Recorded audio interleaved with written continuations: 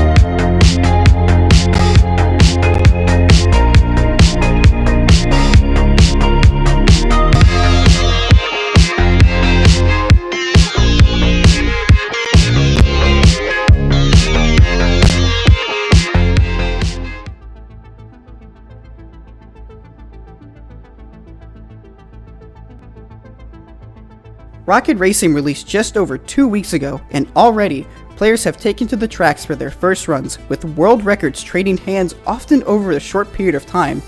As a result, the group of novice track world records, which are the most prestigious to hold, are already highly optimized. However, across all the world record attempts, there is one common theme. 8 of the 9 novice world records are driven by octanes. In this video, we'll be looking at why the octane seems to favor novice tracks heavily, as well as exploring the unique perks of other vehicles.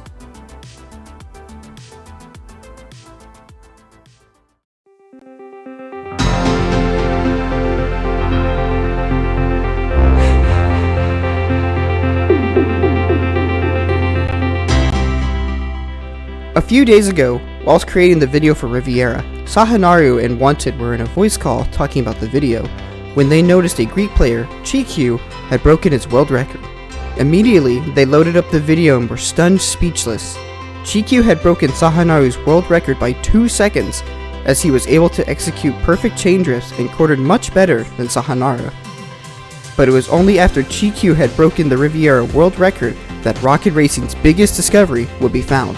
CheeQu had used an octane in his world record run, and whilst an average player may have dismissed it as a mere car selection, Sahanaru investigated further.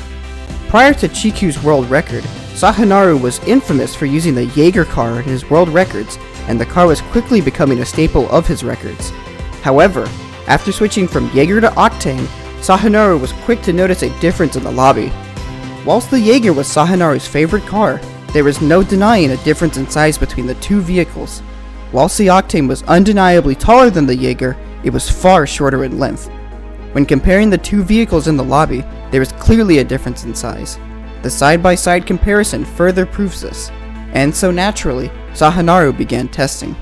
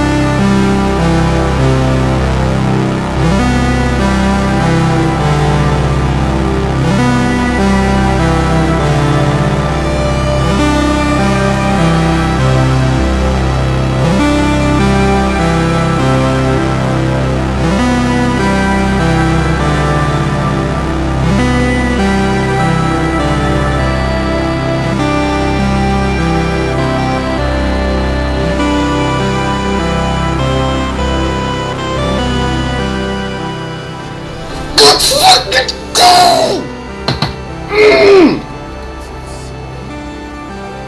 Try not to be loud. Oh!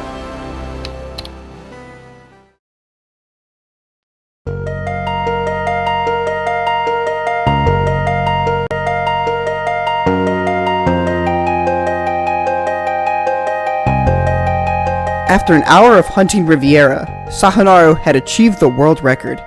His cornering had been far superior to that of CheeQ's, able to squeeze a whole 2 seconds out of the world record. But this was partially in thanks to a discovery of a new tech which was previously unperformed due to the incredible accuracy required to perform it: tornado boosting. By clipping the back wheel of a car on a ledge, players are able to force their cars into a barrel roll with a pitched angle. From that position, players are able to dodge downwards to ensure the fastest landing. While seeming like only a cool visual trick at first, it is only when you begin to analyze the preservation of speed that you appreciate the technique. But to understand tornado boosting better, you need to understand its origins, the ledge dash. A ledge dash occurs when players dodge into the edge of terrain or road, making the game think the car is clipped inside the roadblock, as a result pushing it outwards in a forwards direction, giving you a slight boost in momentum.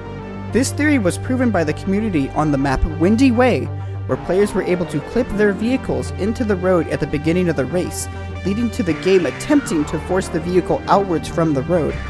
However, due to developer oversights, once clipped inside, the game does not consider the road as a collision, leading to a preservation of speed whilst the vehicle moves forward.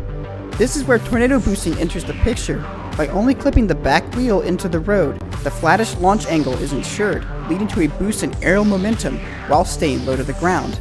In rocket racing, this is crucial, as time spent in the air is time not spent on the ground accelerating.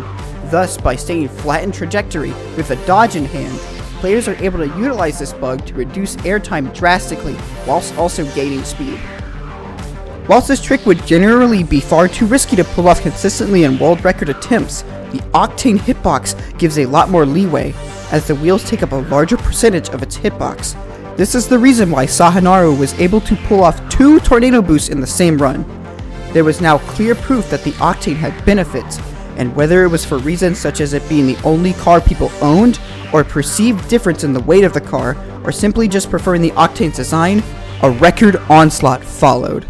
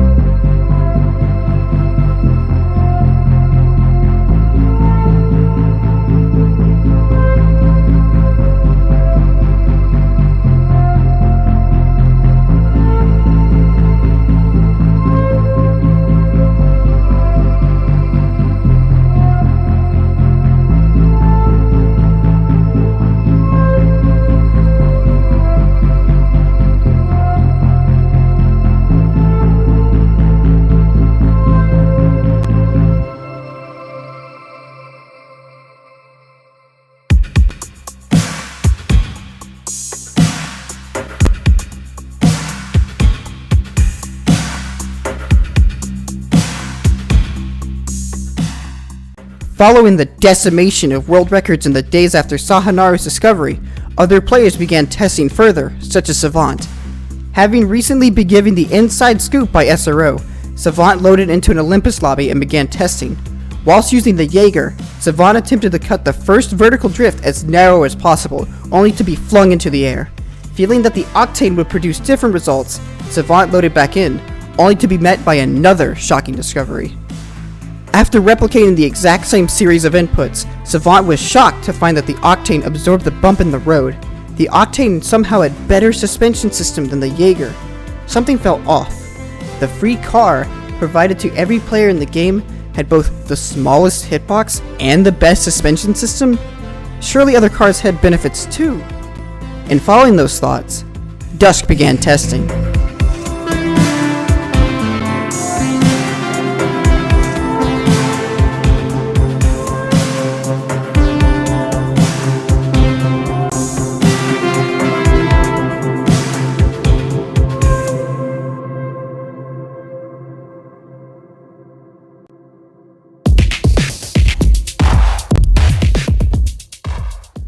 Dusk had proven that the Cyclone hitbox was not only the largest in the game, but had also proven that its larger hitbox was ideal for hitting the 2 boost pads at once. Whilst it is possible in theory that with the Octane, it is much more difficult to perform, with Bros getting one run where he managed to hit both in 3 days of hunting Tilted Turnpike. But with the Cyclone, Dusk made it seem almost effortless. Transitioning from mirror drifts to upside down sections, it didn't matter. Dusk could seemingly hit double pads everywhere, and whilst not many current world records have been driven by a Cyclone, Dusk's footage stands as a strong testament to the possible improvements on many advanced and expert tracks that could be made in the future.